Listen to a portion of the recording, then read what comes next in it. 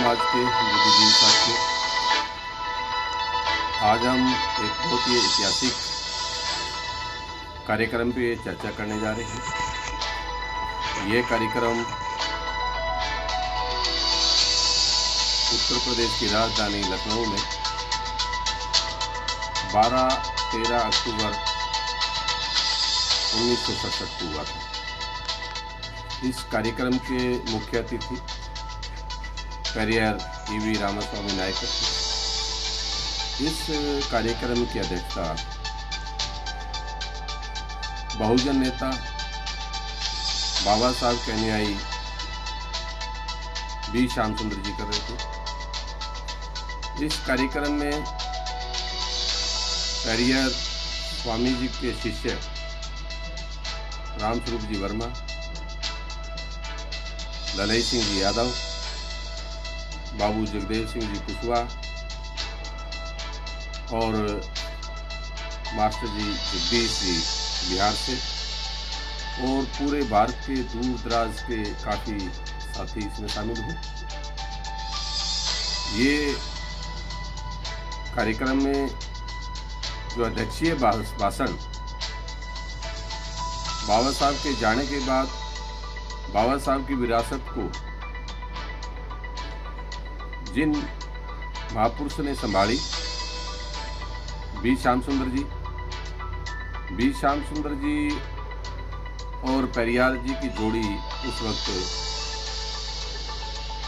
लोग चर्चा करते थे। और बी श्यामसुंदर जी जो हैदराबाद के जो निजाम थे, निजाम हैदराबाद की रियासत में वित्त मंत्री रहे। वो एक बी श्यामसुंदर जी की बायोग्राफी पे हम अलग से वीडियो बनाएंगे। अब हम इस पे चर्चा करना चाहते हैं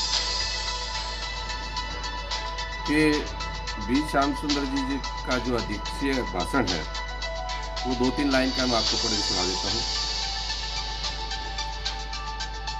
मिली जुली हिंदुस्तानी सभ्यता के लिए सुप्रसिद्ध नगर लखनऊ में होने वाले इस सम्मेलन के प्लेटफार्म पर मैं इस महान भूमि के पीड़ित और शोषित अल्पसंख्यक व पिछड़े वर्गों को आवाज़ देता हूँ कि वे जागे और एक हो जाएं। वो जागे, एक हो जाएं। मैं उनको चेतावनी देना चाहता हूँ, यदि वे संगठित नहीं होंगे तो वो एक एक करके एक एक वर्ग, एक एक श्रेणी में विभाजित करके ख़त्म कर दिए जाएंगे। ये बात कर दिए जाएंगे। मैं घोषणा करता हूँ कि एकता में बंद कर ही हम बहुमत में हो जाते हैं। अगर एकता में बन जाते हैं तो साहब कांशीराम जी तो इसमें बाद में आए हैं, तो बहुमत की बात की। बहुमत का मतलब बहुजन कह सकते हो, बहुमत में हो जाते हैं और हमको ये स्वाभाविक अधिकार प्राप्त है कि हम अपनी मातृभूमि के भाग्य निर्माण में एक प्रभावशाली पार्ट अदा करें। पार्ट का मतलब पार्ट अदा करें या अपना योगदान अदा करें। मैं अपनी मातृभूमि के लिए अपनी ओर से इस सम्मेलन की ओर से अपार स्नेह एवं भक्ति प्रकट करते हुए अपनी बात खत्म करता हूँ। ये समापन का भाषण है बी श्यामसुंदर जी का, जो अध्यक्षीय उस पे थे। जो ही वो कार्यक्रम में एंट्री करते हैं, अध्यक्षीय भाषण वो देते हैं। मैं आपका साथियों, मैं आपका एहसानमंद हूँ कि आपने एक ऐतिहासिक सम्मेलन का सभापतित्व करने का मुझे गौरव प्रदान किया। मैं अपने प्रति इसलिए और भी गर्व का अनुभव करता हूँ क्योंकि मेरे मूल भारतवासी होने के नाते आपने इस पद के लिए मेरा चुनाव किया। इस तरह से जो हिंदुस्तान के प्राचीन अत्याचारों के सीधे शिकार होते हैं, उनको मेरा प्रतिनिधित्व करने का मौका दिया जाने से उनका प्रतिनिधित्व करता हूँ। मैं असंख्य शोषितों की ओर से आपको हार्दिक धन्यवाद देता हूँ, जिनका प्रतिनिधित्व करने का मुझे मौका दिया या मिला।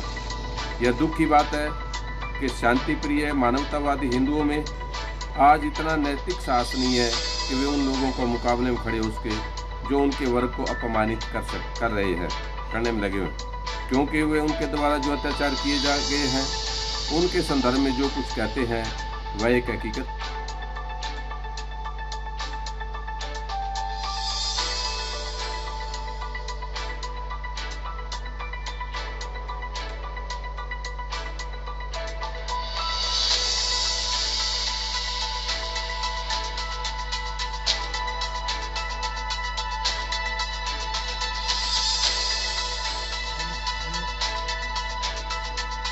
वर्तमान समय में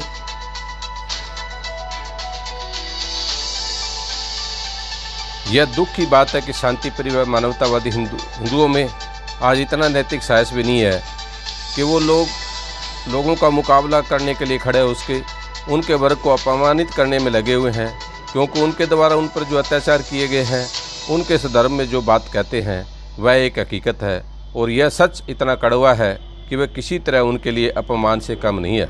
वर्तमान समय में राष्ट्रीय स्वयंसेवक संघ, जनसंघ तथा हिंदू महासभा व आर्य समाज आजकल नाजी तथा झगड़ालू टाइप की ब्राह्मणवादी हिंदू जनता को मनोवृत्ति का प्रतिनिधित्व करते हुए नजर आ रहे हैं। कांग्रेस में भी जनसंघी विचारधारा अंतर्निहित है, यानी कांग्रेस के अंदर भी जनसंघी लोग शामिल हो गए हैं, ये कार्य कर रही है और उसके अंदर मिलके कार्य करिए। यही लोग हैं जो क्या शासन है, फौज में है, विधानमंडल में है और उनमें हर जगह संवैधानिक संस्थाओं में अड्डा जमाए बैठे हैं। यह वह मनोवृत्ति है जो देश के अल्पसंख्यकों, मुसलमानों, ईसाइयों व पिछड़े वर्गों को सामूहिक रूप से नहीं बल्कि एक एक करके तबाह करने पर तुले हुए हैं। ये सारी ऊपर बताई गई सारे संगठन इन सब लोगों को एक एक करके तबाह करने पे तुले हुए हैं। ये 1967 में जो स्थिति थी वो आज 2020 में भी वही है। इतने सालों बाद मतलब लगभग जो है 60-65 साल बाद भी कहीं कोई बदलाव नहीं आया। अल्पसंख्यकों के सदस्य जो दयनीय दशा है, सवर्ण हिंदुओं ने निश्चित रूप से यह समझ लिया है कि भारत के मूल निवासी या तो पूरे तौर पे कुचल दिए गए हैं या उन्हें जर खरीद गुलाम बना लिया गया। जर खरीद गुलाम यानी जो पौए के बदले में, शराब के बदले में 100-500 नोट के 2000 के नोट के बदले में गुलाम बना लिए गए, या फिर यदा कदा एक आध गाँव में कोई ब्राह्मणवाद व हिंदू धर्म की संकीर्णता व क्रूरता से छुटकारा पाने के लिए जरा सा भी सिर उठाने की कोशिश करते हैं, विद्रोह करते हैं, तो हिंदुओं द्वारा या तो जिंदा जला दिया जाता है अथवा उसे भी अधिक क्रूरतम तरीके से उसे मार डाला जाता है। ये स्थिति 1967 में भी थी। हमारे महापुरुष, ये जिनका हमने नाम गिना है, वो सभी महापुरुष जो है इस लड़ाई को लड़ने के लिए लखनऊ में राजधानी में इकट्ठा हुए। तो ऐसे सम्मेलन हर प्रांत की राजधानी में उन दिनों किए जाते रहे हैं। मैं उसकी आपको एक मिसाल बता रहा हूँ। अथवा उससे भी अधिक क्रूरतम तरीकों से उसे मार डाला जाता है या उनको जला दिया जाता है। हम मूल भारतवासियों का न केवल राजनीतिक शोषण हुआ है बल्कि धार्मिक अंधविश्वास द्वारा भी सीधे शिकार बनाए गए हैं। या अनुसूचित जातियों के लोगों को प्रताड़ना करना, दबाना, अछूतपन के नरक में फंसाए रखना हिंदू धर्म का एक अनिवार्य कर्तव्य बन गया है। हमको यह विश्वास दिलाया गया कि भारतीय संविधान के अनुच्छेद 17 द्वारा हिंदू धर्म से छुआछूत खत्म कर दी गई है, लेकिन हिंदू इस बात को अपने दिल में अच्छी तरह से समझते हैं।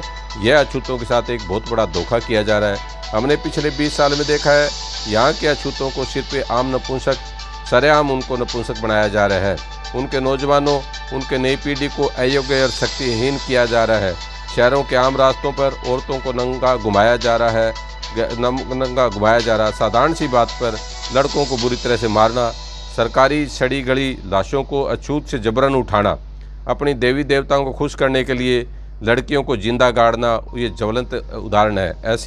वैसे मंदिर बनाते थे उस वक्त 1967 तक भी देवदासी लड़कियां, हमारे समाज की लड़कियां होती, देवदासी प्रथा में मंदिरों के अंदर उनको रखते थे। और जब वहाँ का पुजारी अपनी हवस मिटा के जब उसको और नहीं आ जाती तो उसको उस मंदिर के अंदर गाड़ दिया जाता था और कह दिया था उन्होंने समाधि ले ली। ये बात उस सम्मेलन में डिस्कस की जा रही है। हमारे महापुरुषों के द्वारा इसके ऊपर चर्चा हो रही है। इस सारी विकृत मानसिकता के खिलाफ हमारे महापुरुष वहाँ सम्मेलन कर रहे हैं, ये सारी चर्चा कर रहे हैं। सज्जनों, यह घटनाएं कोई ऐतिहासिक काल की नहीं है, बल्कि यह हमारे भारतीय संविधान की व्यवस्था के अंतर्गत पिछले 20 सालों में घटी। यानी 1950 में जब 26 जनवरी 1950 को हमारा संविधान लागू हो गया, तब ये घटना भी घट रही है। तब ये कोई नई बात नहीं है, ये हमारे महापुरुष वहाँ करें। यह सब सवर्ण हिंदू शासकों की प्राचीनवादी मनोवृत्ति की परिचायक है।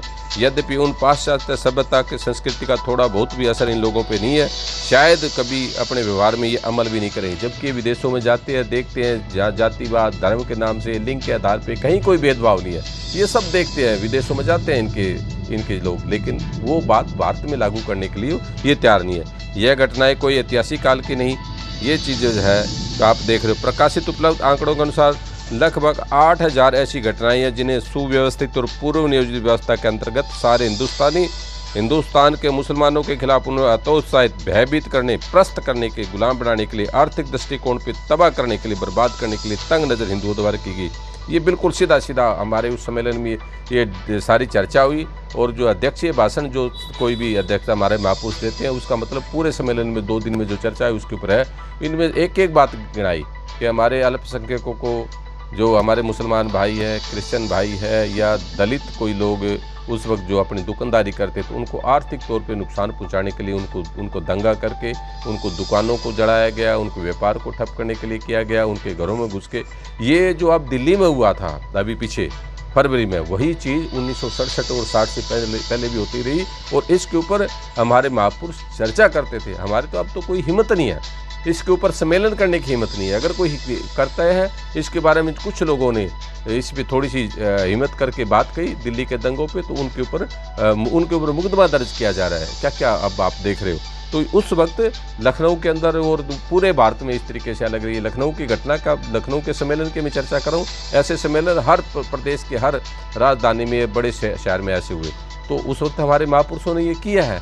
ये नई बात नहीं थी। आरएसएस उस वक्त कांग्रेस के साथ मिली हुई थी, कांग्रेस की शय थी उनको। ये जो है पहले तो मुसलमानों को शस्त्रहीन किया। सबसे पहले क्या इन्होंने उनको बर्बाद करने के दृष्टिकोण से पहले तो मुसलमानों को शस्त्रहीन किया, उनके हथियार छीन लिए। उनमें दूसरे सुरक्षा के अधिकारियों को वंचित, सुरक्षा अधिकारों से उनको वंचित कर दिया। तीसरे उन्होंने आपने फूट के बीज बोए, उनके बीच में उनको अलग फूट बनाए। और ऋणात्मक उनके बाद सिखों को, जो बहादुर और विशाल हृदय कौम है, वो भी हिंदुओं की शिकार हो गए। उनको अंदर भी ये जो है ब्राह्मण अंदर घुस गए और जो सरदारों के बीच में घुस के उनको भी तंग दिल बना दिया। परेशानी देश विभाजन कोई फौरन बाद शुरू हुई, अपनी चरम सीमा पर उस वक्त पहुंची जबकि सरकारी पक्ष के गुट ने विपक्ष के सिख जाति के लोगों को उनके मूल अधिकारों को पाने से वंचित कर दिया। यानी सरकार की तरफ से ऐसा हुआ। महान त्याग बलिदान के बाद भी सिखों को पूर्वी पंजाब में एक लड़खड़ाता हुआ सूबा दिया गया। श्रोमणी गुरुद्वारा प्रबंध कमेटी के मामले में उनकी खुद मुख्तियारी, यानी उनका अपने बड़ी चतुराई से सवर्ण हिंदुओं ने सरकार समर्पित गुट बना दिया। यानी उनका अपना संगठन था, गोल्डन टेम्पल जो, या जो इनका होता पंजाब में, तो उसको भी श्रोमणी गुरुद्वारा प्रबंध कमेटी, जो वहाँ के सिखों की अपनी संस्था थी, उनको भी सरकारीकरण कर दिया गया। उन्होंने अपने इस टाइप के जो लोग हैं सरकार के पक्ष के जो लोगों को उसके अंदर बिठा दिया गया। यानी आरएसएस समर्थक, हिंदू समर्थक लोगों को उसके अंदर तरजीह दी गई, गुट बना दिया गया, प्रबंध कमेटी में घुसकर छीन लिया। और इस तरह से आज का सिख उसका आधा भी खुशी नहीं है जितना आज़ादी से पहले खुश था। यानी अंग्रेज़ों के टाइम में जो सिखों के पास जो खुद मुख्तियारी थी या उनके पास जो प्रबंध था एसजीपीसी का, वो आज का था नहीं है। ये 1967 में उस पर चर्चा हो रही है, उसके अंदर ये सारी बातें हो रही है। यद्यपि ये विदेशों में, दूतावासों में, पत्र प्रतिनिधियों में, भारत की यानी अखबार निवीशों में, भारत की राजधानी दिल्ली में रहने तथा हजारों विदेशियों द्वारा यहाँ की ग्रामीण जनता की इंसानी खिदमत के कारण यहाँ के हिंदुओं का प्रहार भारतीय ईसाइयों, यहाँ के एंग्लो इंडियन पर रुक जाएगा, ऐसा संभव नहीं है। लेकिन ये आशा निराशा में बदल गई। ईसाई मिशनरियों की शिक्षा, चिकित्सा, अन्य मानवीय सेवाओं पर पुलिस की गहरी निगरानी है। ईसाइयों पर प्रहार के फलस्वरूप देहाती क्षेत्रों में यह भावना पैदा करने की कोशिश की जा रही है कि अगर ईसाई धर्म से स्वीकार कर भी लिया गया तो हिंदुओं के अत्याचार और शोषण से तुम्हें छुटकारा मिलने वाला नहीं है। क्योंकि जो ईसाई धर्म के लोगों ने क्या किया, हमारे जो लोगों को पढ़ाई के लिए, शिक्षा के प्रचार प्रसार के लिए उन्होंने काम किया। और उन्होंने जिस 1967 में भी ये हमारे सम्मेलन में ये बातें डिस्कस हो रही है, आप अंदाज़ा लगा सकते हो कि तब। जहाँ तक पारसियों का संबंध है, अपने प्रभाव के कारण दूसरे अल्पसंख्यकों के साथ मौजूदा समय का सहयोग करने को तैयार नहीं है। मैं इस बारे में कोई उत्साह को कम करने वाली तस्वीर नहीं खींचना चाहता। मैं निहायत ईमानदारी से उन्हें यह सुझाव देना चाहूँगा कि मुआहदे, वायदे, सिंधिया, तू तरफा मुआहदे, संवैधानिक संरक्षण तथा अलिखित मान्यताएं जो हिंदुओं और कमज़ोरों के पक्षों के बीच में है, उन पर यकीन नहीं किया जा सकता, नई सफाई हो सकती।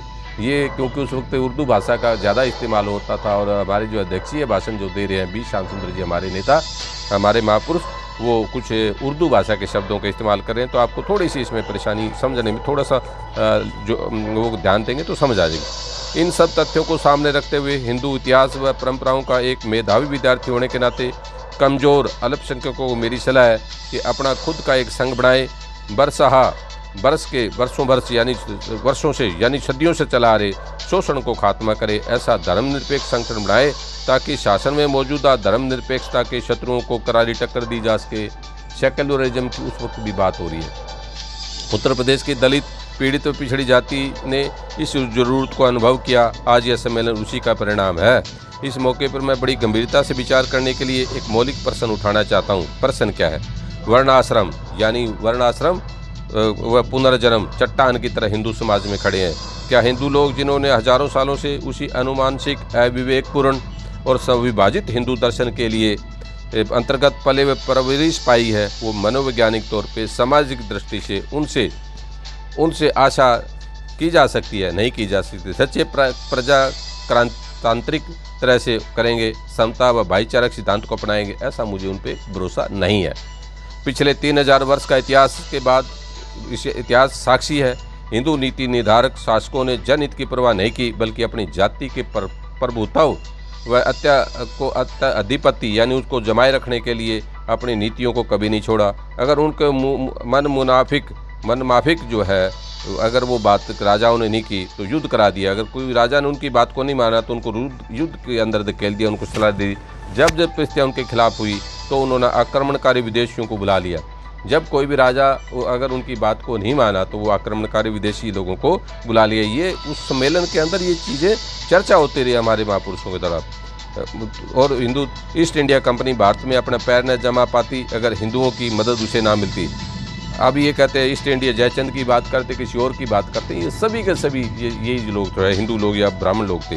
ये हिंदू लोग ही थे जिन्होंने अपना आला दिमाग पर सूझबूझ देकर अंग्रेजों को यहाँ सफल बनाया। उनके द्वारा अपनी बांटों और राज करो की डिवाइड एंड रूल की नीति को सफलतापूर्वक लागू किया।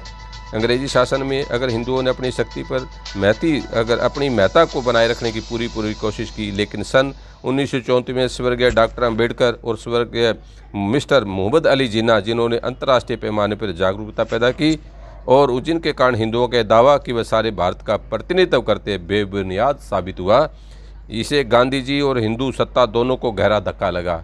यानी मोहम्मद अली जिन्ना और बाबा साहब के द्वारा अपने अपने वर्ग के लिए जो इंटरनेशनल कॉन्फ्रेंस जो की और गोलमेज सम्मेलन में जो भाग लिया, वहाँ पे गांधी और जो उसके ब्राह्मणों को इसमें बहुत बड़ा गहरा आघात लगा। ये बातें 1967 में लखनऊ सम्मेलन में हमारे प्रतिनिधियों द्वारा, हमारे समाज के महापुरुषों के द्वारा चर्चा की जा रही है। जब ब्रिटिश कैबिनेट प्लान पारित हुआ, हिंदुओं ने दूसरे अल्पसंख्यकों को सत्ता में शरीक करके पूरे देश में राज्य करने के बजाय देश के एक भाग पर अकेले शासन करना स्वीकार कर लिया। यानी इन लोगों ने कितना घटिया इनका दिमाग था कि पूरा भारत के ऊपर राज्य करने के बजाय एक कोने पे राज करने के लिए तैयार हो गए, लेकिन ये मुसलमानों को और इनको साथ रखने को तैयार नहीं थे। नहीं किया। देश के विभाजन के बाद भारत के संविधान परिषद में जो खालिश सांप्रदायिक आधार पर चुनी गई एक ऐसा संविधान तैयार किया जो बजाहिर प्रगतिशील दिखाई पड़ता है, परंतु उसे भारत की सत्ता पर हिंदुओं को एकमात्र अधिपत्य प्राप्त हुआ है। भारत के दूसरे संप्रदाय के लोगों का इसमें कोई दखल नहीं है। ऐसा संविधान की धारा 324 में किया गया, जिसमें जमानत दी गई। भारत के संसद और जनता की दूसरी प्रतिनिधि सभाओं में संस्थाओं में केवल हिंदू व हिंदुओं के जर खरीद गुलामी निर्वाचित हो सकते हैं। इस बात का आश्वासन अधिक प्रबल बनाने के लिए उन्हें संविधान की धारा 329 जोड़ दी गई, जिसमें कहा गया कि चुनाव क्षेत्र में सीमा निर्धारण कानून की वैधता को किसी भी अदालत में, यानी चुनाव की वैधता को किसी भी अदालत में चुनौती नहीं दी जा सकती। इस छल कपट से 24 करोड़ गैर हिंदू लोग एक बार में अपनी मातृभूमि से वोट देने से वंचित कर दिए गए। कितनी बड़ी दुर्भाग्यपूर्ण बात है। इस तानाशाही चतुराई व एक का उदाहरण लीजिए। संविधान की धारा 19 का शीर्षक है अल्पसंख्यकों हितों की रक्षा, लेकिन इस अधिकार को अल्पसंख्यक वर्ग प्रभावपूर्ण ढंग से कैसे इस्तेमाल कर सकता है, जबकि संविधान के अनुच्छेद 343, 451 के तहत हिंदी भाषा व लिपि हिंदी भाषी क्षेत्रों पर जबरदस्ती थोप दी गई। अगर बहुसंख्यक वर्ग के दिल में कोई खोट नहीं है तो वह अल्पसंख्यक वर्गों की भाषा, लिपि व संस्कृति की सुरक्षा व स्वतंत्रता की जिम्मेदारी खुद लेनी चाहिए थी, जैसा रूसी संविधान में दिया गया है। उस वक्त जो है हिंदी इन्होंने थोपी तो वहाँ की जो मलयालम है, कन्नड़ है, तेलुगु है, ये भाषा के जो है प्रदेश जो है पंजाब के लोग, इन लोगों ने जो है इसका विरोध किया था और ये हमारा मदर टंग मातृभाषा बोलने का हर पूरे विश्व के अंदर एक को अधिकार है। तो भारत में भी अधिकार था, लेकिन इन लोगों ने वहाँ ज़बरदस्ती करने की कोशिश की। अल्पसंख्यकों को मौलिक अधिकार सिवाय कागज़ पर लिखे रहने के अलावा और कुछ नहीं, यानी संविधान के अंदर तो सब कुछ है लेकिन उनको दिया नहीं गया। जबकि बहुसंख्यक वर्ग उस पर अमल नहीं करना चाहती। बहुसंख्यक वर्ग मतलब हिंदू लोग यानी ब्राह्मण लोग नहीं करना चाहते, या उसकी मक्कारी के अलावा और कुछ नहीं है। पिछले 20 वर्ष में जब बहुसंख्यक वर्ग यानी हिंदू समाज या ब्राह्मण वर्ग जिस सरकार का समर्थन प्राप्त है, अल्पसंख्यक वर्ग को कानूनी संरक्षण नहीं दिया गया, उल्टे उनकी जाल माल व सम्मान को लूटने व ख़त्म करने की कोशिश की गई। नौकरी, शिक्षा, लाभ पर पदों पर मिलने के अवसरों को के समय अल्पसंख्यकों यानी मुसलमानों को, सिखों को और ईसाइयों के साथ भेदभाव बरता गया। अपनी इन शिकायतों को से छुटकारा पाने के लिए जब कभी उन्होंने अपनी को संगठित करने की कोशिश की तो उनकी नाक बोन सिकुड़ जाती, उसको बुरा भला कहा जाता, उनको आतंकवादी, दूसरी अलग भाषाओं में भाषा, लिपि, संस्कृति को बर्बाद करने की सुनिश्चित साजिश की जा रही है, बरती जा रही है। ऐसा लगातार ये करते आ रहे हैं। अब भारत अभागों का देश है। यहाँ मैं आपको ध्यान सवर्ण हिंदुओं के अलैदगी यानी पृथकतावादी मनोवृत्ति की तरफ दिलाना चाहता हूँ। जितने सारे हिंदू समाज को वर्ण आश्रम के 4 सुदृढ़ भागों में बांट दिया गया, जो मानव समाज में ऊंच नीच की भावना का द्योतक है। इस तरह अपने को ऊंच और बाकी मानव समुदाय को विशेष जाति व वर्ग में पैदा होने के कारण मलेच्छ या नीच कहकर दूसरे समुदाय से बिल्कुल अलग कर दिया गया। ये सबसे संकुचित मानसिकता की इनकी नीति है। इस अमानुषिक असमानता को सबसे पहले भारत के कपिल वस्तु स्थान के शाक्य वंश के गौतम बुद्ध ने महसूस किया, जिन्होंने अपने भविष्य के सारे राजसी ठाट बाट को छोड़कर ऐश्वर्य को लात मारकर हिंदू धर्म के अंतर्गत व्याप्त ब्राह्मणवादी मनोवृत्ति व उसके शोषण व अत्याचार के खिलाफ लोगों को संगठित किया। मानव के बीच ऊंच नीच भावना को खत्म करके समता का उपदेश दिया। भारत के दूसरे महान सपूत महाराजा अशोक, जिनके अनेक चिन्हों में धर्म चक्र को हमने अपना राष्ट्रीय चिन्ह चुना है, वे राज्यकाल में देश दुनिया के लिए प्रकाश स्तंभ बन गए। लेकिन सरासरी तौर पर यहाँ मैं बात कहूँ कि शेर शक्ति ही सच्चाई है का चिन्ह नीचे का शीर्षक है, सच्चाई की ही विजय हो, ये दूसरी विजय हो, सत्यमेव जयते। ये जो है हमारे सम्राट अशोक के है। दूरदर्शी सवर्ण हिंदुओं ने सोचा अशोक स्तंभ को राष्ट्रीय निशान बनाने से हम दुनिया में ढोल पीट सकेंगे कि हमारा देश अहिंसा का पोषक है। लेकिन नए असलियत में वो पर्दादारी की जा रही है, पर्दा डालने की कोशिश की जा रही है। लेकिन सच क्या है? सच है और झूठ झूठ है, सच सच है, झूठ झूठ है। और इस तरह से दुनिया को बेवकूफ़ बनाने की कोशिश हम खुद ही बेवकूफ़ बन बैठे, बनाने की कोशिश हम खुद बेवकूफ़ बन बैठे। और इस निशान में जो विरोधाभास है, चतुर ब्राह्मणी दिमाग की विरोधी भावना का द्योतक है। देखो हमारे राष्ट्रीय जो चिन्ह है उनके अंदर तो हम समता, समानता, भाईचारा, एक सब कुछ में सब लोग बराबर है, राजनीतिक तौर पे बराबर है, सामाजिक तौर पे बराबर है, आर्थिक तौर पे बराबर है। लेकिन ब्राह्मणी व्यवस्था क्या करना चाहती है वो अब आप देख रहे हैं। अशोक काल में बौद्ध संघ पश्चिमी एशिया, लंका, बर्मा, चीन गए ताकि वहाँ के लोगों को इंसानी भाईचारे की बिरादरी में शरीक कर सके। बुद्ध धर्म के इस महान मिशन का परिणाम यह हुआ, इन देशों में बहुत सारे देश आज भी बौद्ध धर्म को मानने वाले हैं। शाक्य मुनि जहाँ पैदा हुए उस भूमि की 7वीं व 8वीं सदी में खून से नहला दिया गया। कितने दुख की बात है। यह युग था जब हिंदू धर्म के ब्राह्मणवादी प्रभाव ने फिर अपना प्रभुत्व यहाँ जमा लिया और अपने अत्याचार व अनाचार का नग्न रूप प्रदर्शित करके इंसानियत के खिलाफ यह युद्ध की घोषणा कर दी। यह दुष्य उपस्थित किए गए जो यूरोप की 14वीं व 15वीं शताब्दी में हुए काले कारनामों को भी शर्मिंदा कर दे। ऐसा काम इन्होंने हमारे भारत के अंदर 7वीं और 8वीं शताब्दी में ऐसा किया। आज भारत के रहने वाले अल्पसंख्यकों को इस भयानक भविष्य का सामना करना पड़ रहा है। यह फल फूल रही ब्राह्मणी हिंदू धर्म की संकीर्णता की विनिष्ट हुई बिना किसी बहस के। जिन लोगों के ने भारत की आज़ादी की लड़ाई लड़ी, उनका विश्वास था कि हमारे देश में शांति, संतोष व संपन्नता का दौर होगा। लेकिन आज इस महान देश के राजनीतिक सामाजिक संगठन को बनाने के लिए जिन उद्देश्यों की घोषणा की गई उस पर अमल करने व चलने के बजाय यह हुआ है कि यहाँ मुट्ठी भर चंद सवर्ण हिंदुओं ने जनता के नाम से देश की सारी शक्ति को खुद हथिया लिया है। इस मुट्ठी भर लोगों को सरकार ने इस देश का, उनके साधनों का, उनके निवासियों को विभिन्न संस्कृति सभ्यताओं को अपने स्वार्थों की सिद्धि के लिए इस्तेमाल किया। इनकी शिक्षा प्रणाली और खासकर स्कूली पाठ्य पुस्तकों को देश के बालकों, नागरिकों के दिमाग में एक विशेष जाति के लोगों के प्रति सिद्ध थोती पर ज़्यादा प्रभावित किया और विभिन्न संस्कृतियों जिनके पारंपरिक मेलजोल से थी एक मिश्र संस्कृति पैदा हुई। इनके विरुद्ध नफरत, घृणा और द्वेष की भावना की, शत्रुता की भावना पैदा करने का काम आरएसएस और उसके संगठनों ने की। सरकार की तरफ से बड़ी होशियारी से प्रचार किया जा रहा है कि हमारा देश संसार का सबसे बड़ा लोकतांत्रिक देश है, किंतु बाद की घटनाओं में यह सिद्ध कर दिया गया कि वास्तव में यहाँ लोकतंत्र की खिल्ली उड़ाई गई है, क्योंकि सिर्फ चंद लोगों ने ही अपने निजी स्वार्थों के लिए मूक मानवों के अधिकारों का हनन किया है। 1960 के प्रारंभ से हम इन अत्याचारों के नतीजे देख रहे हैं, जो मरकर के नाम से देश भर में काम किए गए। आर्थिक दृष्टिकोण से देश का दिवाला निकल चुका है। सामाजिक हैसियत से इस देश की विभिन्न संस्कृतियों के बीच युद्ध चल रहा है। भाषाई दृष्टिकोण से यह देश भाषाओं का अजायब घर है। शिक्षा के क्षेत्र में शिक्षण संस्थानों का एक झुंड प्रतिवर्ष ग्रेजुएट और टेक्निकल विशेषज्ञ तैयार होता है, जो बेरोजगारों की सूची में बढ़ोतरी करता है। राजनीतिक हैसियत में एक और प्रदेश और दूसरे प्रदेश के बीच विरोध और द्वेष साधारण चीज़ हो गई है। सैनिक दृष्टिकोण से देखा जाए तो हमारे चारों ओर शत्रुओं का आतंक हमें भयभीत कर रहा है। सुरक्षा के प्रति वर्ष खर्चे बढ़ते जा रहे हैं, यहाँ तक कि हमारा आधा बजट इसी की भेंट चढ़ जाता है।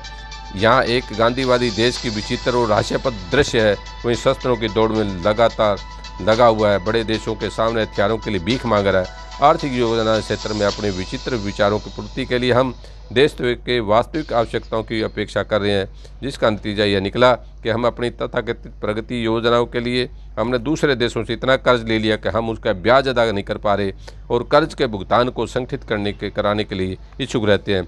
जनता की वास्तविक आवश्यकताओं अपेक्षाओं में करने के लिए हमें देश की स्थिति तक पहुंचा दिया। हम उन जहाज़ों को बदौलत हमारे मुंह के कोर तक पहुंचा है जब हम विदेश से अनाज लदे फंदे आते हैं। मज़ा है कि हमारे देश के तथा नेतागण इन्हीं देशों का आरोपों का निशाना बनाते हैं। दिन प्रतिदिन शासन व्यवस्था में अपने कुल का पक्षपात, भ्रष्टाचार और घूसखोरी सरकार के अनिवार्य अंग बनता जा रहा है। विधानमंडल जो देश की अंधकारी संस्थाएं हैं, दल बदली की घटनाओं के सारे संसार देश को खिल्ली का पात्र बना दिया है। संसार का सबसे बड़ा और मैं कहूँगा कि निर्धनतम लोकतंत्र देश के पूरे उत्तरी भारत के मध्यावधि चुनाव के दुर्व्यवस्था है। मैंने ऊपर देश के 2 अव्यवस्था अंगों और विधानमंडलों के कर्म विधियों का चित्रण की पेश किया। जहाँ तक तीसरे अंग न्यायपालिका का संबंध है, रिट दायर करके और अंतर्राष्ट्रीय तथा राष्ट्रीय स्तर पर किए गए वादे को अदालती फैसले का विषय बना दिया गया।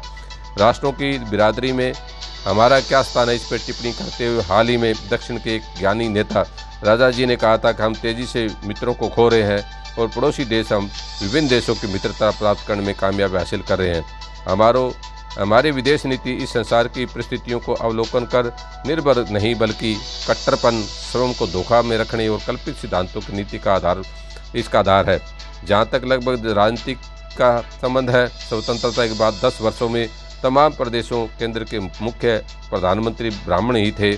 अपने उन शासनकाल में इस बात की कोशिश की कि सभी सरकारी पार्टी के तमाम महत्वपूर्ण ओहदों पर जिनके पिछलग्गू के कब्जे में रहे हों, उनके लिए उन्होंने सभी प्रदेशों में अपने निजी स्वार्थों के प्रति सवर्ण हिंदू राज्य को सत्तारूढ़ बनाए रखने के लिए सभी उच्च पदों पर सवर्ण जातियों के, ब्राह्मण जाति के लोगों को बिठाया है। अपनी जातियों में अपनी जातियों के चुनिंदा लोगों को आरूढ़ कर दिया गया। सारांश ये है कि हमारा देश विस्फोटक विघटनकारी तत्वों का अड्डा बन गया है। जहाँ तक शांति व्यवस्था कायम करने का संबंध है, जो एक शक्तिशाली और अच्छी सरकार के लिए पहली आवश्यकता है, इस सिलसिले में यह कहा जा सकता है कि मानव के रूप दानव ने सवर्ण हिंदुओं के द्वारा राजा द्वारा हत्या ली गई है। इस सत्ता को प्राप्त करने के लिए सवर्ण हिंदुओं ने लड़ाकू वर्ग ने अत्याचार, अग्निकांड, हत्या, लूटपाट और दूसरे अनाचारी व्यवहार किए। चूँकि उनकी कानूनी चाराजोई नहीं है, इसलिए उनके अंदर यह भावना पैदा हो गई कि ये बेधड़क है, इस प्रकार की मुजरिमाना, समाज विरोधी, अमानवीय हरकतें कर रहे हैं। हमें बड़ी शर्मिंदगी और लज्जा है कि ये बात स्वीकार करनी पड़ती है कि लोगों के एक वर्ग ने अपनी ही भांति के नागरिकों को वर्ग के विरुद्ध अपराध किया। उस शासन के अधिकारियों ने हस्तक्षेप नहीं किया। आज भी 8000 सांप्रदायिक दंगों में हजारों महिलाओं, पुरुषों, बच्चों को निर्मम हत्या कर दी गई। करोड़ों रुपए की जायदाद के विनाश के बावजूद मुलाजिमों को भी पकड़ा नहीं गया और दंड नहीं दिया गया। यद्यपि इन घटनाओं में 20 वर्षों तक इतिहास को कलंकित किया है। यानी उस वक्त जो पुलिस थी वो भी धर्म के आधार पे, जाति के आधार पे बंटी हुई थी और जो अल्पसंख्यक समाज के लोगों के ऊपर जो आरएसएस के गुंडे जो हमला कर रहे थे, उसमें बचाने के बजाय वो आंख मूंद रही थी या उनको हमलावरों को शय दे रही थी। जो अभी आपने गुजरात में देखा, दिल्ली में देखा, ये चीज़ें कांग्रेस के शासनकाल में भी आरएसएस को छूट मिली थी। विश्व हिंदू परिषद, आरएस, बजरंग दल जब उस वक्त ये सारा कुछ कर रहे थे। तो ये राज्य का कर्तव्य अपने नागरिकों को जान माल की सुरक्षा करने की जिम्मेदारी देता है। इस कर्तव्य को पूरा करने के बाद ही सरकार किसी से वफादारी की मांग कर सकती है। किंतु 20 वर्षों का इतिहास स्पष्ट रूप से साक्षी है कि सरकार अपने कर्तव्य पालन में असफल रही है, अतः उसको शोषितों, अल्पसंख्यकों की वफादारी की मांग करने का कोई अधिकार नहीं रह गया है। पहले अल्पसंख्यकों, विशेषकर मुसलमानों, अछूतों को जीवित रहने का अधिकार मिलना चाहिए। आज इस बाकी का कल के उसमें 2-3 इसके वीडियो हम बनाएंगे। तो ये हमारे महापुरुषों का सम्मेलन है। उस सम्मेलन की जो कार्रवाई रिपोर्ट पे जो आज से लगभग 50 साल पहले जो चर्चा हम कर रहे हैं, हमारे महापुरुष कर रहे हैं, चिंता करें, उनमें से एक भी जो इस कार्यक्रम में शामिल थे उनमें से एक भी नेता जिंदा नहीं है अभी।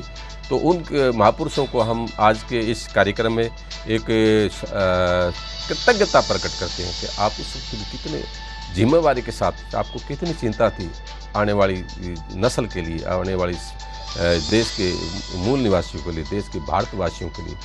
तो हम एक बार फिर आपको नमन करते हैं, आपके संघर्ष को नमन करते हैं। आपने हमारे लिए जो किया, हम हमेशा हमेशा, तो हमारी आने वाली नस्लें, हमारी आने वाली पीढ़ियाँ आपकी जो है कर्जदार रहेगी। इन सब बातों के साथ आज का ये एपिसोड मैं यहाँ संपन्न करता हूँ। इतिहास के झरोखे से इस कार्यक्रम को आज आपके सामने पेश किया। श्रवण बात टीवी ये आपके सामने ये कार्यक्रम लेके आता रहेगा, और इसी तरीके से हमारे दूसरे चैनल भी आपके बीच में ये कार्यक्रम आपके सामने रखेंगे।